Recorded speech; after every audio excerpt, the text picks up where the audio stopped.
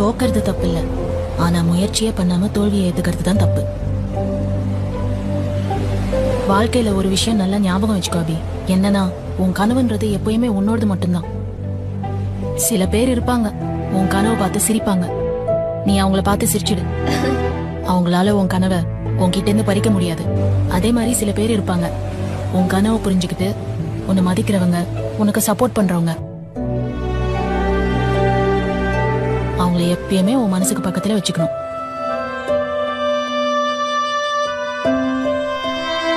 வாழ்க்கையில நிறைய கஷ்டம் இருக்கும், எந்த கஷ்டமும் நிலைக்காது. ஆனா எந்த கஷ்டத்திலையும் எந்த காரணத்துக்காகவும் உன் கனவு மட்டும் விட்டுறாத. ஏன் தெரியுமா? நம்ம வாழ்க்கையை நிர்ணயிக்கிறதுக்கு நம்ம கையில இருக்கிற ஒரே ஆயுதம் நம்ம கனவு தான்.